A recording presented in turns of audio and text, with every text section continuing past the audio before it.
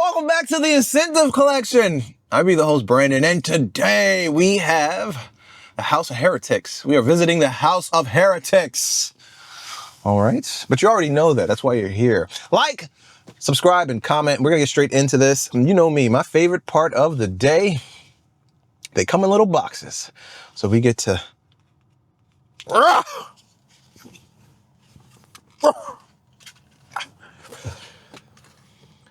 unsheathe this thing. It is a very dirty, naughty musk. A naughty musk.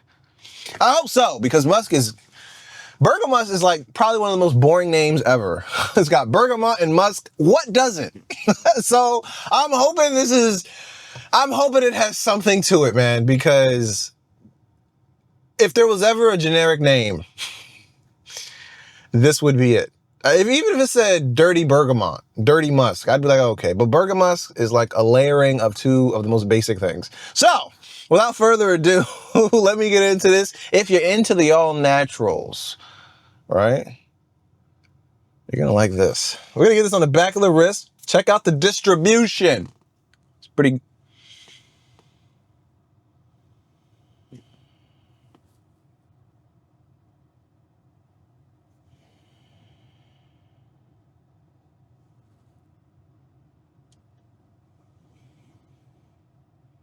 I quite like this.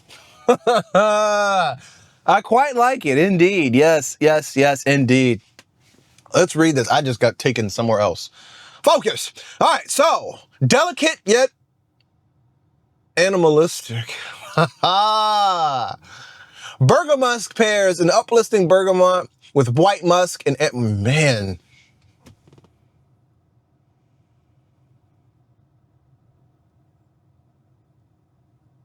This is not an unfamiliar profile. Think Creed Aventus, but without the Creed Aventus price. And natural. Ambrettolide for a clean, alluring scent that energizes. Energy is the word. It's kind of energizing. Man, it also has a suntan lotion aspect to it. It's kind of energizing, like recharged pepper from Molten Brown. Like that just, like, you know, like, just think electricity. Like, you know, just think electricity. That's what you're getting here. In the top notes, you got bergamot, lavender, lime. Yes. Talk to me. Thyme, and then verbena. In the heart notes, you have jasmine and cedar, and in the base, you have ambrettolide, musk, and sandalwood. And please forgive me. I need to figure out what this word is. So I'm going to go ahead and look it up. It says this is a synthetic aroma compound. Now, this fragrance is only 94% natural. So there's your room for, you know, the unnatural aspect of it.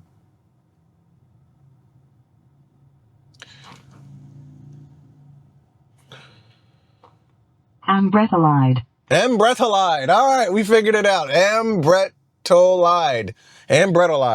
A colorless liquid. C16H28O2, having a strong musk odor, used as a fixative in manufacturing of perfume. It's a fixative.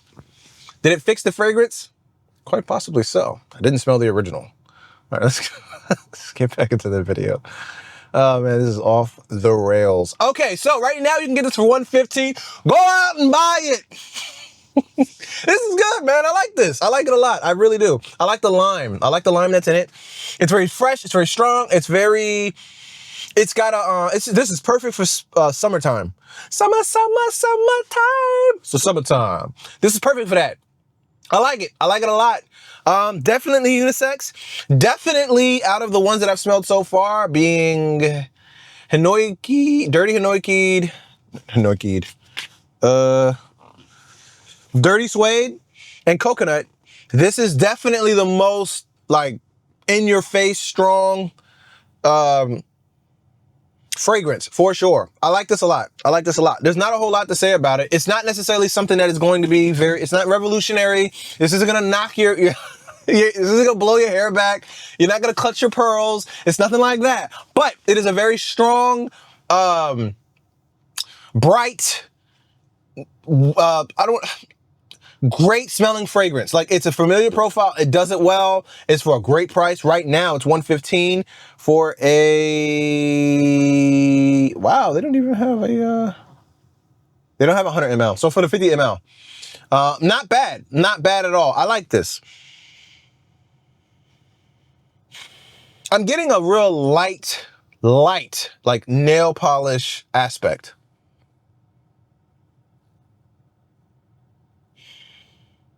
But it is what it says it is. I'm like, again, bergamot, lavender is interesting.